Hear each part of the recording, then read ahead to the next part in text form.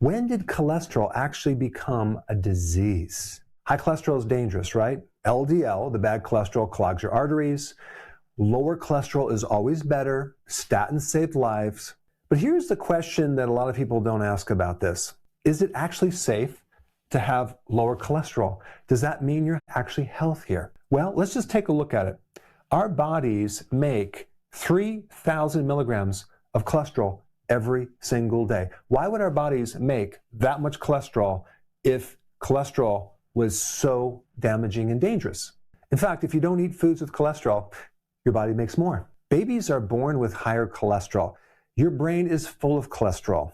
I mean, let me ask you this. Do you really think human beings have evolved over 200,000 years making something as a precursor that turns into cell membranes, hormones, vitamin D, bile salts, something that actually repairs the body, structurally makes up the brain, helps support the immune system? Our bodies use cholesterol in so many different ways.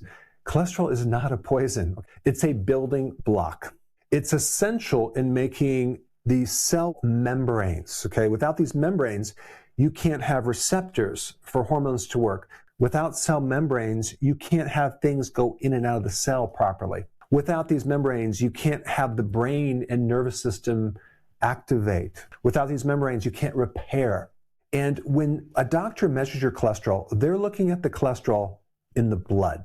They're not actually looking at cholesterol deep in the cells where all the work is really being done. So if you think about cholesterol, cholesterol is kind of like inside these little packages of these protein delivery trucks. And the two main types of cholesterol that people focus on are HDL and the LDL.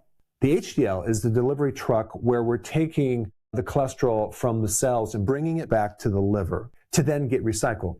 And then the LDL is the packaging or the truck that delivers cholesterol to the cells. And people associate LDL with the bad cholesterol. But you have to realize there's two types of LDL. You have the small, dense LDL particle size, and then you also have the large, buoyant, the bigger particle size LDL. And unless you get an advanced lipid profile test, they don't really look at this right here. The small, dense LDL are the type that can go in the cells and create inflammation and problems. But that usually happens when your glucose is high and you have insulin problems and you have inflammation and you're eating poorly. When you're on a low carb diet and you don't have insulin resistance, you're going to have more large, buoyant LDL, which is not going to invade the inside of the arteries. So this is why it's so important to get an advanced lipid profile test to look at the ratios of how many of this versus this right here. Because if you have high LDL, but it's of this type, this particle size, this is not pathogenic, okay? So you don't have to worry about it. When someone does have high cholesterol in general, you have to really think about why that could be. Number one, you could be going through stress because part of the raw material or the building blocks or the precursors for cortisol hormone, which is a stress hormone, is cholesterol. And you just might need more raw material to make more of those hormones to cope with the stress. Also, testosterone is made from cholesterol. So when someone gets on an anti-cholesterol drug to block the production of cholesterol, they're going to have a lot of problems with their muscles because they're going to block the formation of testosterone, which actually is needed for your muscles. But not only that, statin also blocks something called coenzyme Q10. I talk about that in another video. I'll put that link down below. I have a free download that I want to give to you. This free download is my daily routine in a checklist. This is a routine that I use every day to feel like I'm 18 years old, even though I'm 60 years old, and I want to give it to you for free. And so there's a little link down below. Click it and definitely download that. But when you have low cholesterol, you're not going to be able to make as much bile, so you can't really get the full absorption of fats. You're not going to have enough raw material to make vitamin D. Think about this. Sun hits your skin. It turns the cholesterol in your skin to vitamin D.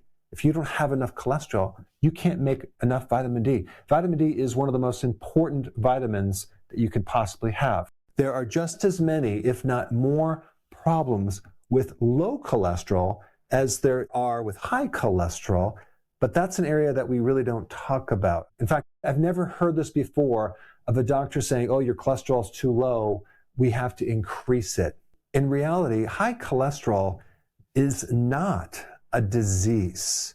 Your body makes cholesterol. If your cholesterol is high, it's important to understand why it's high, but that just explains what's happening way downstream of the consequence of something else over here. I don't know if you knew this, but if you eat a lot of refined sugar and starches, your cholesterol will go up from that because that starch will convert into cholesterol. That could be one reason that's a root cause. Your triglycerides are going to go up if your dietary sugars and starches are high as well. If you have more inflammation, the need for cholesterol goes way up as well. If your body needs more repair, your cholesterol will go up. This is simple biochemistry, and it's so important not to think cholesterol is a disease. It's something our body makes. It's a necessary precursor, and you really need to know the whole picture. Millions and millions of people are on statins right now because they're afraid that the high cholesterol is going to damage their hearts. If high cholesterol is actually killing people, then older adults with higher cholesterol would be dying first, but you don't see that. Some of the oldest people alive have high cholesterol. There is no association between people with high cholesterol and higher rates of dying. Low cholesterol in older adults is linked to higher rates of death from all causes. So a lot of people ask me, what supplements do I recommend? Now, of course, I'm not biased of my own high-quality supplement line, but if you go to Amazon and type Dr. Berg supplements, you'll find more information. So, low cholesterol does not equal safe. It doesn't equal longevity. Lower cholesterol is linked to lowered immunity, depression, memory problems, hormone problems. Remember, your brain is mostly fat. You starve it of cholesterol and it's going to suffer. In nature, cholesterol goes up in the winter. One reason could be because you need to make more vitamin D. But then the summer comes, it goes down. Why? One theory of that is because that sunlight is turning your cholesterol into vitamin D. And so if that's true, if you're out of the sun and you're living indoors all the time, cholesterol is going to build up because you get no conversion into these other things like vitamin D. So it's kind of like a permanent winter all the time. So we keep asking the wrong question. How can we keep pushing cholesterol lower and lower and lower? But we never ask the real question. Is it safe to live with low cholesterol? Cholesterol is not the enemy. It's something that our bodies create because our bodies have been making cholesterol for a very long time. It's not the enemy. It's not a disease. In fact, it's a protection against a lot of problems. And if you want some more details on this LDL, I have a wonderful video that explains it very simply right here. Check it out.